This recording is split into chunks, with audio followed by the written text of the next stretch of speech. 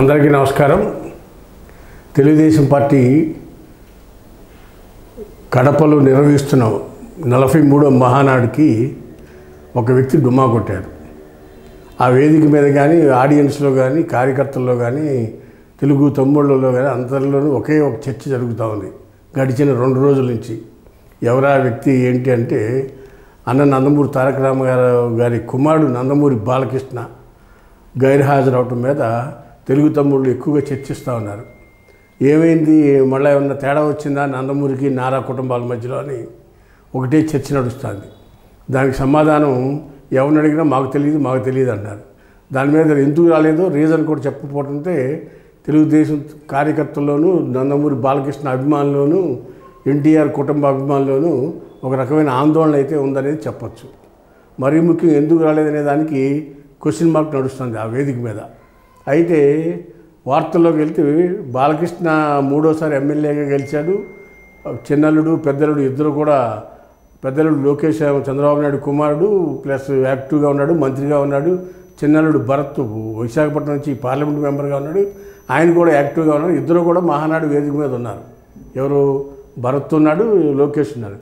కానీ వాళ్ళ మామగారి నందమూరి బాలకృష్ణ, నందమూరి తారక రామారావు గారి కుమారుడు, సినీ నటుడు అక్కడ లేకపోయేటప్పటికి, మహానాడు వేదిక మీద లేకపోయేటప్పటికి ఎందుకు లేడు ఏంటి అనేది కార్యకర్తల్లోనూ అటు పార్టీ వర్గాల్లోని అనుమానాలకు తావిస్తుంది.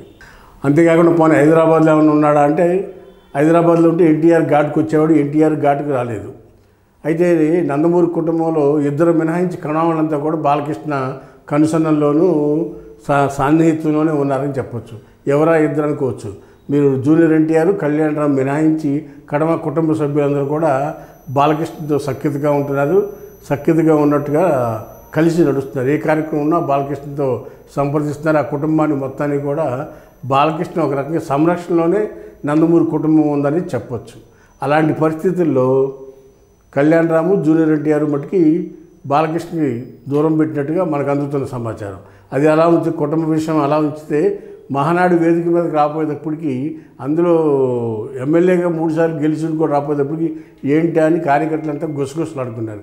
వేచి చూద్దాం, ఇందులో ఉన్నది అంతర్గత కుటుంబ రాజకీయాలు ఏమైనా ఉన్నాయా, లేకపోతే ఇది కూడా టీ కప్పులో తుఫాన్ లాగా మళ్ళా చూసుమనిపిస్తారనేది నారా కుటుంబం, నందమూరి కుటుంబం ఏం చెప్తారు, ఇవాళ వేదిక మీద ఉంటాడేమో, వేచి చూద్దాం. హాయ్ ఫ్రెండ్స్, మా ఫ్యూచర్ టుడే ఛానల్ చూస్తున్నందుకు చాలా థ్యాంక్స్. మరిన్ని లేటెస్ట్ వీడియోస్ కోసం వెంటనే సబ్స్క్రైబ్ చేయండి. అలాగే ఈ బెల్ ని కూడా రింగ్ చేసేయండి.